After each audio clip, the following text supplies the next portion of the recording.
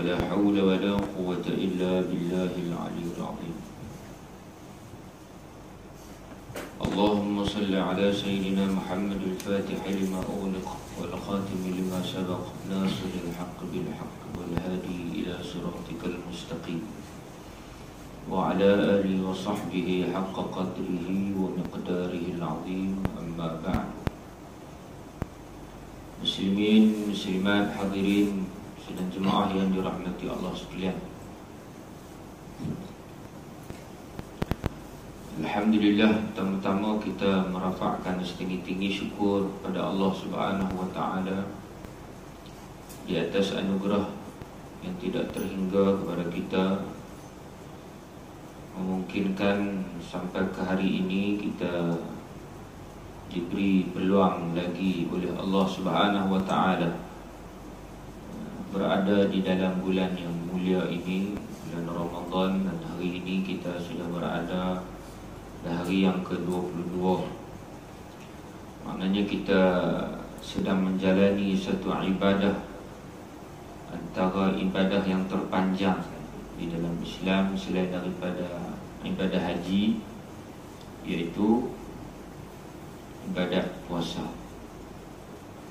Bermula daripada subuh sehinggalah ke maghrib, lebih kurang 12 jam kita beribadah kepada Allah. Selagi mana kita tidak melakukan perkara-perkara yang membatalkan puasa kita, maka kita dikira sedang beribadah. Apabila orang yang beribadah dengan Allah ini, tuan-tuan sekalian, sudah pasti dia mestilah ada sifat khusyuk. Apabila dia melakukan sesuatu ibadah, contoh macam semayang, kita kena khusyuk. Kerana khusyuk itulah hasil yang kita kehendaki sebenarnya. Yang Allah nak adalah khusyuk itu. Jadi dalam ibadah puasa ni, tuan-tuan sekalian, khusyuk dia apa? Khusyuknya seperti mana Nabi SAW sebut pada kita, apabila kamu berada di dalam Ramadan ini berpuasa, ya, tinggalkanlah segala perkataan-perkataan yang mazmumah, maki orang, kata orang, cerca orang, cakap benda kotor dan sebagainya. Kerana apa pada hal ini semua? Kerana kita sedang beribadah pada Allah. Sebab itu kita kena tinggalkan benda-benda yang macam tu. Kerana kalau kita buat, dia tidak batal puasa kita, tetapi dia mengurangkan pahala ibadah puasa. Lepas tu Nabi sebut dalam hadis, Nabi kata, man shama ramadana imanan wahtisaban ghufira lahu ma taqaddama min dhanbi. Sesiapa yang berpuasa dengan penuh keimanan dan mengharapkan redha Allah Subhanahu wa taala, penuh keimanan kepada Allah. Keimanan ini maknanya kepercayaan, keyakinan, kesungguhan, keistiqamahan, macam-macam. Bila kita buat sesuatu ibadah itu dengan penuh keimanan, maknanya ilmu. Dengan keilmuan kita, dengan kefahaman kita, kita lakukan sesuatu itu hasil daripada kefahaman yang mendalam terhadap sesuatu ibadah yang kita nak buat itu, maka sudah pasti ibadah kita itu akan mencapai redha Allah Subhanahu wa taala. Ghufira lahu ma taqaddama min dhanbi. Allah akan mengampunkan dosa-dosa kita. Pada hari ini semua, syarat utama nak masuk syurga, jangan buat dosa pada Allah. Bila kita berdosa, tak boleh masuk syurga, melainkan Allah ampun dosa kita. Jadi matlamat kita, tuan-tuan, atas dunia ini adalah tak mau jadi orang yang berdosa kepada Allah. Pasal kita berdosa kepada Allah Ta'ala, Allah tidak akan masukkan kita dalam syurga. Jadi ciri-ciri orang yang tidak mau berdosa itu, tuan-tuan sekalian, antaranya taqwa. Orang yang dimuliakan Allah Ta'ala adalah taqwa. Dan inilah intipati puasa yang sebenarnya. Kita bila sebut, tuan-tuan sekalian, jangan sebut bulan puasa, kita sebut bulan Ramadan.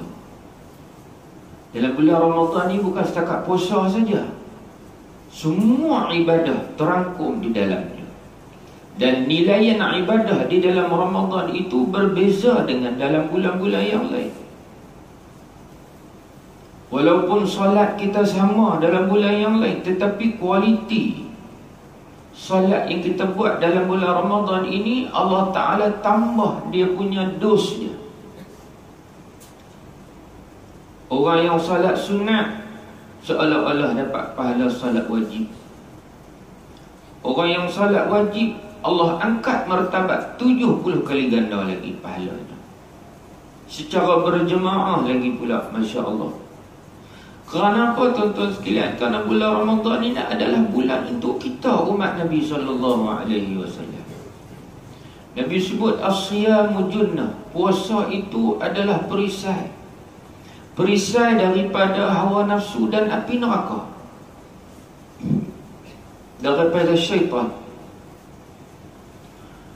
Maknanya dalam bulan puasa ni, dalam bulan Ramadan ni tuan-tuan, Allah Ta'ala bukan sengaja untuk mengangkat segala kualiti ibadah dan pahala-pahala itu. Orang kata sil pahala ni bulan Ramadan. Pasal apa tuan-tuan sekalian? Kerana Allah Ta'ala nak suruh kita membina satu dinding yang kukuh dalam diri kita. Dinding ini, perisai ini akan menjadi perisai kepada kita untuk sebulan bulan yang akan datang, sebelum kita bertemu dengan Ramadan yang akan datang. Perisaikan diri kita ni daripada apa? Daripada api neraka. Api neraka, dia punya pencetus dia adalah syaitan dan hawa nafsu. Sebab itu kalau kita dalam bulan Ramadan ni tuan-tuan sekalian, kita masih lalai lagi dalam ibadah kita kepada Allah, masih berkira lagi nak ibadah kita pada Allah Ta'ala, masih berkelahi lagi dalam soal 8 rakaat, 12 rakaat, 20 rakaat. Apabila syaitan dilepaskan nanti tuan-tuan, masuk Syawal, 1 Syawal saja, dia akan mencari balik tuan-tuannya. Dan apabila dia cari balik kita tuan-tuan, dinding yang Allah Ta'ala telah buka kepada kita untuk kita bina sebagai satu benda yang kukuh itu, kita tidak perkukuhkan dia, maka mudahlah syaitan untuk meruntuhkan dinding tersebut. Apabila syaitan dah runtuhkan dinding itu, maka mudahlah dia akan, kita tahu 30 hari dia kena kurung. Nabi sebut dalam hadis, "Idza jaa Ramadhana futihat abwabul jannah wa ghulqat abwabun nar wa sufidatis syayatin."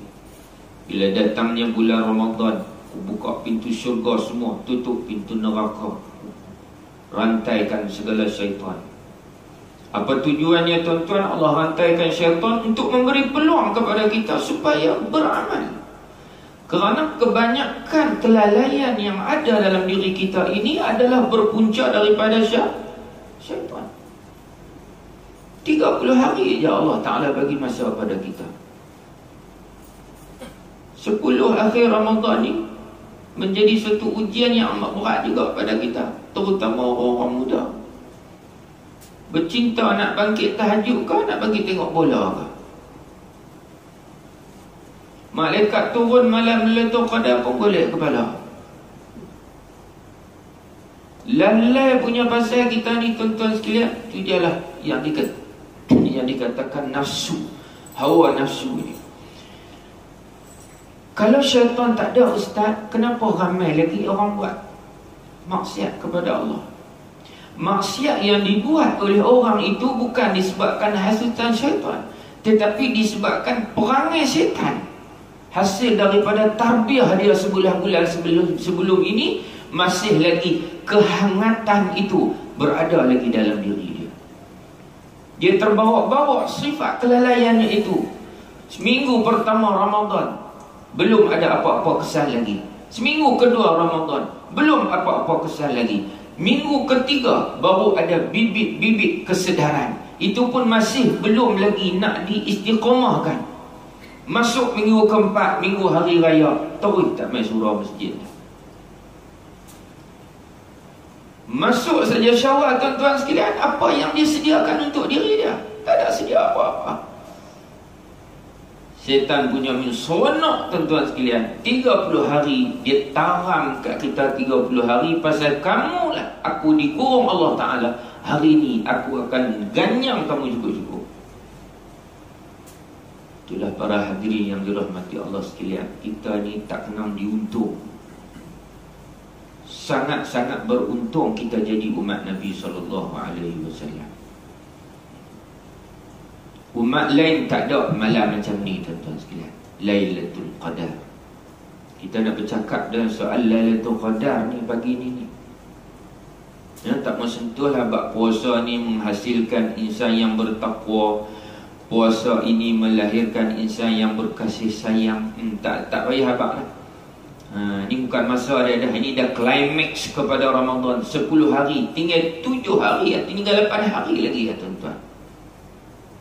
Kita nak berpisah dengan Ramadan yang 1001 kebaikan yang memang susah kita nak dapat. Sebab itu Nabi kata, kalaulah kamu mengetahui apa yang Allah Ta'ala nak sediakan di dalam Ramadan, apa yang ada di dalam Ramadan ini, nescaya kamu akan mengharapkan Ramadan sepanjang tahun.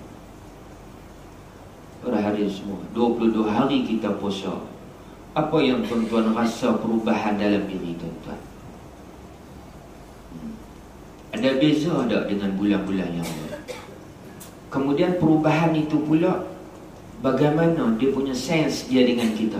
Perubahan itu dari sudut apa? Sudah pasti perubahan itu adalah perubahan yang menjurus ke arah peningkatan amal kita kepada Allah. Ataupun perubahan kehidupan kita berbeza dengan waktu-waktu yang lain. Yang paling ketara, tak makan je lah. Kita tak makan ya siang, malam ya makan. Kalau waktu lain siang malam makan. Bulan puasa siang ya tak makan, malam makan. Dan coverage untuk siang. Malam tu dia cover untuk siang 12 jam. Sebab tu orang tak tidur pukul 2, pukul 3 pagi dalam bulan puasa. Orang tak tidur tuan-tuan sekalian. Orang masih hidup makan lagi. Pasal dia nak coverage untuk 12 jam dia puasa. Sebenarnya hadirin sekalian, cara Ramadan ni, kalau kita melihat dari waktu pagi lagi tuan-tuan sekalian, sebelum subuh sehinggalah kita berbuka puasa, selepas buka puasa sampai kita nak tidur balik, Masya Allah tuan-tuan sekalian, banyak perkara-perkara kebaikan yang kita boleh dapat sebenarnya. Kalau kita nak melihat apa kebaikan di sebalik Ramadan yang Allah Subhanahu Wa Taala buat khusus untuk umat Nabi Sallallahu Alaihi Wasallam.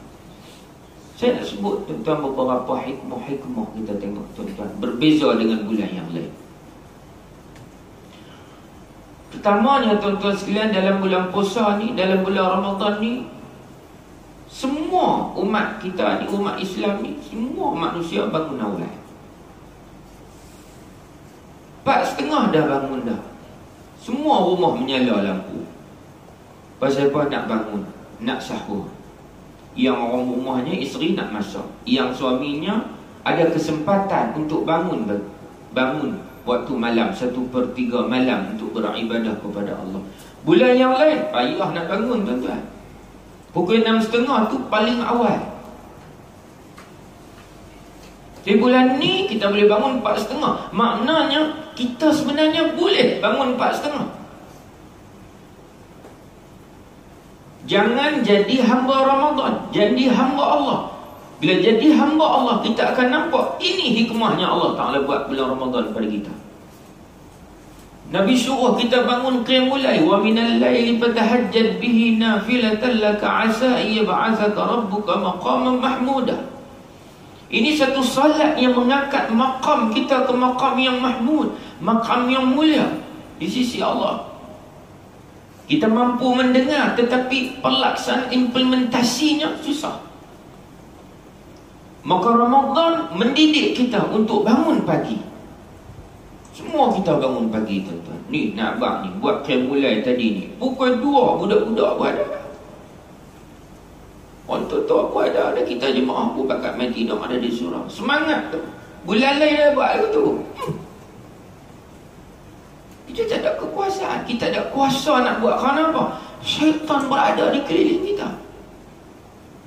Dia akan sentiasa bisikkan benda-benda yang tidak sepatutnya. Alah, malam lain lagi pun sunat dia. Mayang tahajud disuruh tunjuk ke orang riak. Tak boleh. Mayang di rumah. Mayang di rumah. Tahu-tahu lah. Kan? Belajar selalu. Ambil pahala niatnya. 30 tahun hidup, 30 tahun pahala niatnya nak bangkit tahajud. Tak ada nilaiannya kita, tuan-tuan. Sebab tu kita ni dosa dengan Allah hari-hari. Bulan puasa ni pun orang buat dosa lagi dengan Allah Ta'ala. Tak pernah meninggalkan fala rafathu wala fusuq, tidak meninggalkan perkataan-perkataan yang jahat. Orang bulan puasa ni bulan kasih sayang, bulan hormat menghormati, bulan memuliakan sesama insan. Tapi pilihan raya pergi buat dalam bulan puasa. Apa ni orang? Hadir semua. Pilihan raya ni mana ada cakap benda elok-elok. Nak kata ke orang, nak maki orang, nak buruk ke orang, nak buka aib orang dalam bulan puasa, tuan-tuan. Patut ke orang buat kerja begitu? Yang pilih tarikh tu tanggunglah esok di akhirat. Jawablah. Membuka benda yang sepatutnya kita semai supaya ditekan ataupun dibenamkan sebenar-benarnya sifat-sifat mazmumah itu, tiba-tiba seolah-olah macam digembur-gemburkan kembali. Masya Allah, tuan-tuan sekalian. Tamu bangun pagi. Bagi orang yang susah bangun, inilah masanya untuk dia belajar bangun pagi. Yang keduanya, para hadirin semua, kita boleh bersahur, makan bersama dengan ahli keluarga. Itu hikmah dia. Makan sahur ni tak sedap sebut makan sok. Tu jadi orang Kedah juga kali sebut sahur tergeliat lidah. Dia tak seronok, dia kena sebut sok. Tuan faham sok? Bukan sok kan? Dia shortcut banyak bahasa Kedah ni. Dia shortcut. Sok makan sok. Makan sok ni, tuan-tuan sekalian, pagi-pagi mesti kita akan kebanyakan orang akan makan bersama dengan anak isteri. Yang mana dalam bulan-bulan yang lain nak makan sekali pun susah.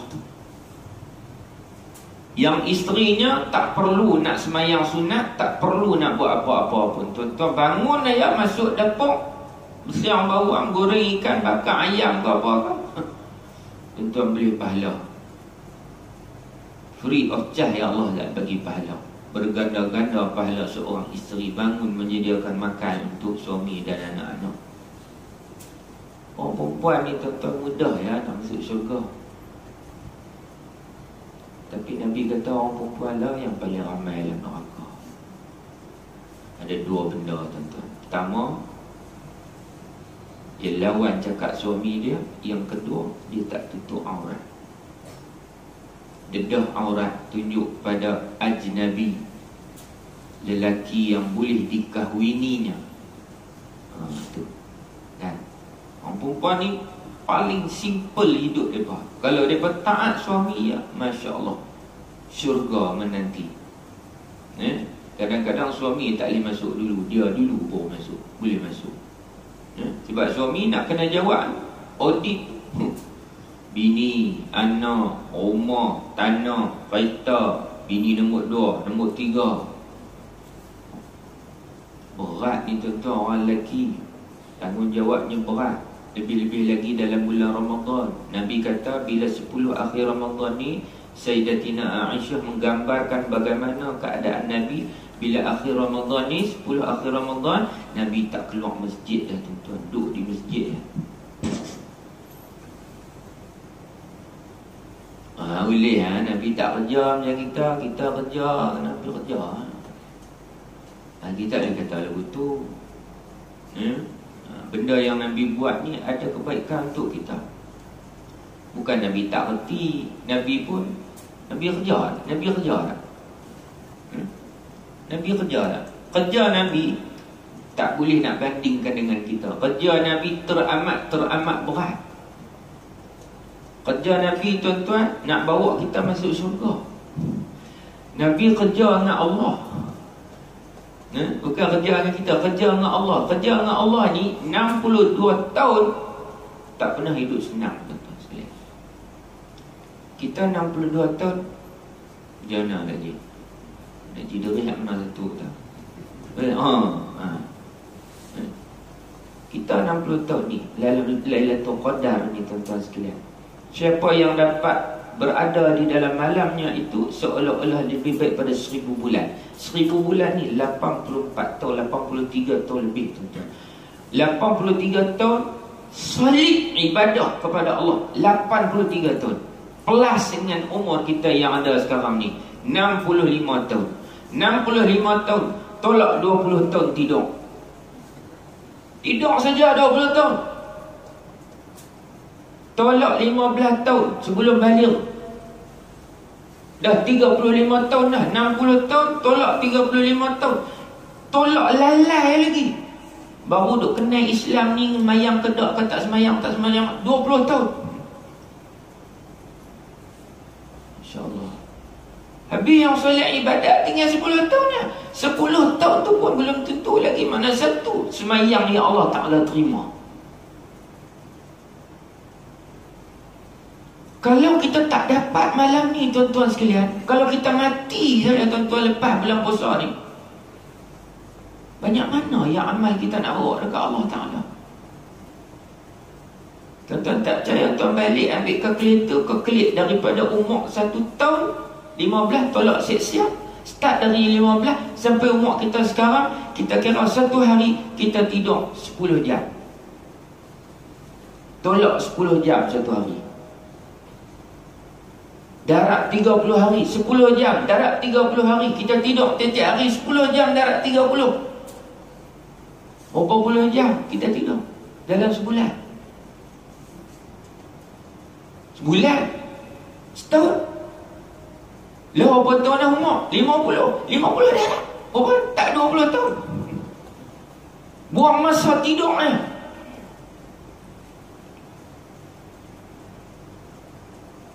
Itu dalam surah Sajadah. Allah kata orang yang meninggalkan tempat tidurnya mata-mata untuk bangun sujud kepada Allah Subhanahu wa ta'ala, Allah letakkan orang ini berada di satu tempat yang mulia di sisi Allah Subhanahu wa ta'ala, sanggup meninggalkan tempat tidurnya. Nabi SAW tidak pernah tidur nyenyuk, tuan-tuan sekalian, sepanjang hidup Nabi. Walaupun mataku pejam, Nabi kata, tapi hati aku hidup. Pemikiran aku selalu memikirkan tentang umat. Ada riwayat kata Nabi nak meninggal dunia sebut ummati, ummati, ummati. Dah, bukan ummati, ummati. Nabi bukan sebut ummati. Nabi sebut apa nama? Ila rafiqil a'la, gitu. 3 kali Nabi sebut. Nabi nak naik nyawa, Nabi nak sama dengan malaikat Israel tu. Ila rafiqil a'la, Nabi kata itu 3 kali. Riwayat kata ummati, ummati ni tidak sahih. Tapi itulah yang disebut selalu. Tak apalah kan, bukanlah cacat akidah pun, cuma kita nak betulkan sikit je lah. Tetapi dari sudut konten yang tuan-tuan, dari sudut keprihatinan Nabi SAW, memang sampai Nabi nak wafat pun Nabi masih memikirkan tentang umatnya, tentang kita ni, tuan-tuan. Nabi risau tentang kita ni. Sebab Nabi hanya bersama dengan kita 23 tahun. 40 tahun Nabi dapat wahyu, 23 tahun Nabi saya turunkan ni cerita tentang Quran ni. Dalam ayat yang berkaitan dengan Ramadan ni tuan-tuan, ada dua benda penting yang Allah Ta'ala sebut. Pertama, kefarduan puasa. Yang kedua, natijah orang yang berpuasa, apa yang Allah nak. Kemudian yang ketiganya adalah penurunan Al-Quranul Karim. Bulan Ramadan ini adalah bulan Al-Quran, bulan untuk kita memperbanyakkan bacaan Al-Quran. Tuan-tuan, sampai malam ni banyak mana dah kita baca Quran? Berapa last hari kita baca Quran? Kita duk semayang, kita duk kerja, kita duk bela anak, bela cucu, cari harta, beli rumah, berniaga, berurusan dan sebagainya. Semua ni siapa yang bagi, tuan-tuan? Kita ambil panduan daripada mana? Kita duk semayang, kita duk buat amal soleh ni, ambil daripada mana? Punca dia daripada mana? Kalau tidak daripada Al-Quran. Semuanya adalah daripada Al-Quran. Tetapi kitab inilah yang kita kesampingkan dalam jiwa kita, umat Islam akhir zaman ini. Sebab itulah berlaku berbagai-bagai kemungkaran, kemaksiatan, berbagai-bagai masalah dalam masyarakat, disebabkan orang jauh daripada Al-Quran. Sebab itu saya pesan selalu pada ahli jemaah saya di Seri Darussalam. Dalam 10 akhir Ramadan ni kita doa banyak pada Allah. Mudah-mudahan kena satu malam kita berada dalam Lailatul Qadar. Doa yang kita nak doa yang maksud daripada Nabi SAW. Tamanya doa yang kita doa selalu tu. Solat tarawih Allahumma ihdinas siratal wal jannah sampai habis. Yang kedua, kita doa untuk Allah Ta'ala menjadikan Al-Quran dalam hidup kita. Allahumma arhamna bil Quranil azim waj'alhu lana imaman wa nuran wa hudan wa rahmah. 4 perkara kita minta Allah Ta'ala beri pada kita tentang Quran. Kita jiwa manusia dengan Quran ni kita tak boleh lepas, tak boleh nak cincang. Sepatutnya cincang takkan putus. Itu kedudukan sebenarnya jiwa manusia dengan Quran, tuan-tuan. Tapi apa yang ada dalam jiwa-jiwa umat Islam sekarang? Setakat lepas baca Fatihah ya, baca Quran tak mampu dah. Dia tak ambil kisah langsung untuk nak belajar Quran, walaupun Nabi memberi galakan. Siapa yang baca Quran lancar dapat 1 pahala. Siapa yang baca Quran tersekat-sekat, dia dapat 2 pahala. Galakan daripada Nabi pun tak mau baca. Nak jadi apa kita ni, tuan-tuan? Bukan orang sini lah, orang di Ghana. Bunyi macam beletiak. Tapi itulah, tuan-tuan. Kita nak beletiak bukan nak beletiak kat lembu kerbau. Ayam itik beletiak kat pot tu kan ada apa? Dia tak ada akal otak ayam lah. Otak dia orang kita buat masak lemak cili api. Iruk beruk ni 2 bulan lagi nak iruk. Ingat? Ayah haji nak cakap untuk manusia, bercakap kepada manusia yang Allah Ta'ala bagi akal pemikiran untuk berfikir. Afala tatafakkarun, afala ta'qilun. Tidakkah kamu berfikir? Tidakkah kamu berakal? Allah perli kita dalam Quran, kan? Tapi kita ada bodoh itu.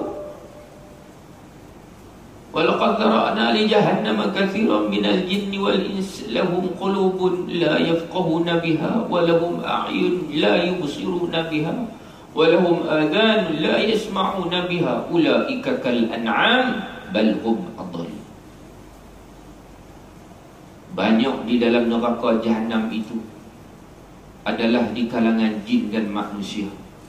Kerana apa mereka banyak dalam neraka?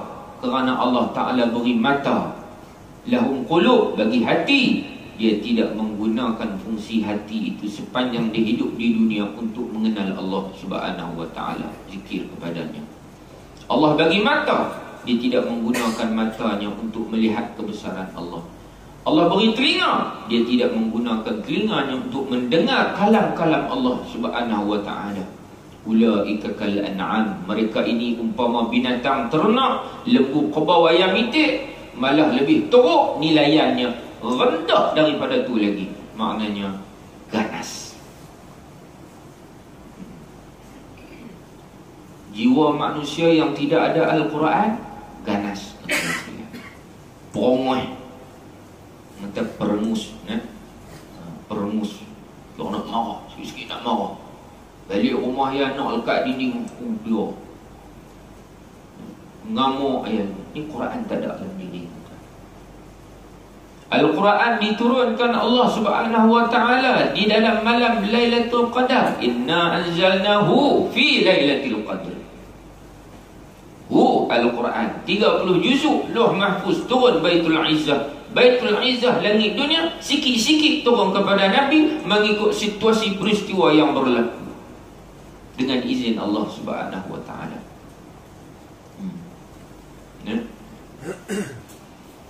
Al-Quran yang mulia turun dalam bulan yang mulia kepada Nabi yang mulia untuk umat yang mulia. Masya Allah, tuan-tuan sekalian, kita ni umat yang paling mulia, tuan-tuan, berbanding dengan umat-umat yang lain. Kemuliaan kita terletak di mana? Inna akramakum indallahi atqakum. Atqakum antara amalan yang boleh melahirkan manusia yang bertakwa kepada Allah Ta'ala. Apa dia? Ya, puasa. La ilaha illallah. Di tengah puasa kita tahu ni. La'allakum tattaqun. Mudah-mudahan kamu bertakwa kepada Allah. Nak takwa ni bukan senang, tuan-tuan. Nak bertakwa senang, nak bertakwa ni susah. Sebab itu menjadi rukun dalam khutbah, mesti khatib kena ittaqullah. Tak sebut ittaqullah, tak sah Jumaat itu. Takutlah kepada Allah Ta'ala. Kita ni takut dah dengan Allah. Takut dengan hantu, kita lari. Takut dengan Allah, kena lagi dekat. Nampak ke? Takut dengan hantu, kita lari. Takut dengan Allah, kita kena dekat lagi dengan Allah. Kerana Allah bukan hantu. Tapi kalau sebut lama-lama, dia jadi macam Tuhan. Tuhan tu balik hantu Tuhan. Tak jadi Tuhan, jadi hantu. Tu ya, doa tu. Nak takut kepada Allah, kita kena dekat dengan Allah. Syekh Mutawalli Sya'rawi dalam satu ceramah dia baca satu hadis kursi. Saya tak ingat dia punya banyak, cuma saya nak put di sini. Allah kata, wahai hambaku, cintailah aku sebagai Tuhan kamu, niscaya aku akan mencintaimu keseluruhan. Tu dia kata, cinta tak pada Allah?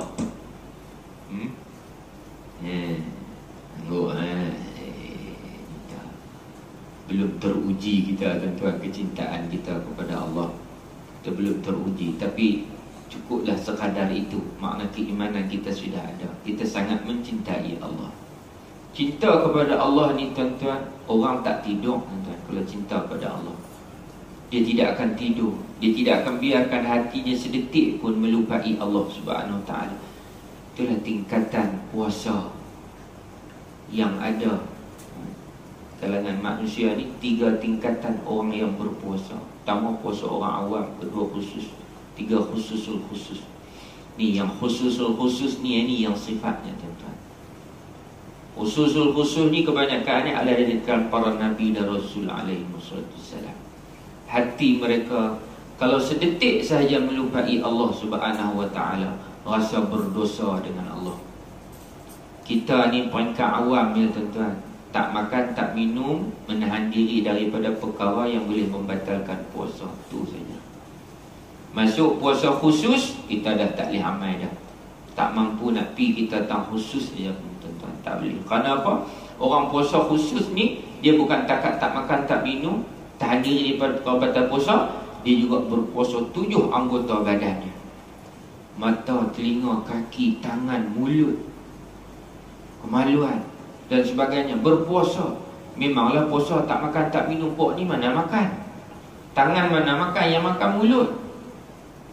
Puasa dalam arti kata menahan tangan daripada melakukan perkara-perkara yang haram, menahan mulut daripada bercakap benda-benda yang kotor. Ini yang kata khusyuk dalam puasa. Khusyuk dalam sedang kita beribadah ni, kita khusyuk.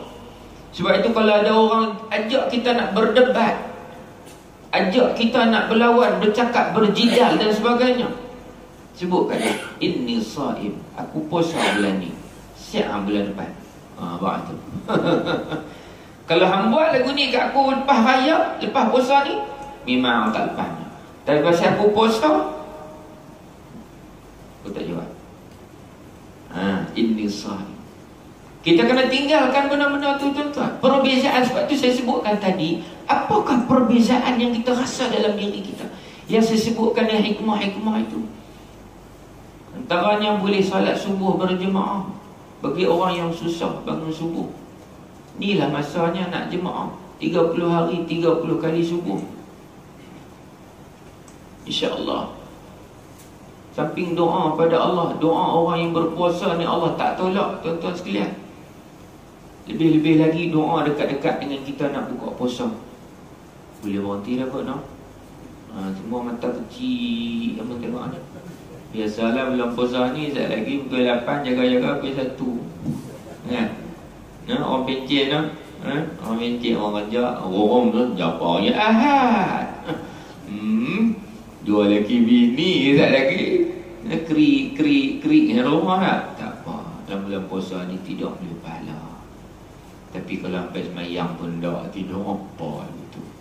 Dia balik tengok anak-anak bujang di rumah tu, belum peringat sikit. Atas nama puasa ya tidur tu, ya Allah, lohok mana, sak mana, jaga-jaga aku tujuh. Yang duk kenyih mata depan cucuk, yang serbat. Hantar sah puasa lah orang, buka lah minum, tak hidup tunggulah. Lohok asam tak mayang, buat wajib, tinggal wajib. Buat apa? Masya Allah, tuan-tuan. Pasal apa, tuan-tuan? Saya nak suruh tuan-tuan fikir sikit. Kalau time bulan puasa, orang tak puasa kan, dia jaga sungguh. Memang kawal sungguh lah. Polis pun tahan lah, tangkap lah, rotal lah orang tak puasa. Tapi yang tak semayang tu lagi banyak daripada tak puasa. Tak ada siapa nak pergi tangkap pun. Padahal kalau kita tak puasa, tuan-tuan, kita semayang, Allah terima lagi semayang kita. Tapi kalau kita tak semayang puasa, Allah tak terima semua. Dengan haji, dengan sedekah, dengan apa semua Allah tak terima. Tak semayang.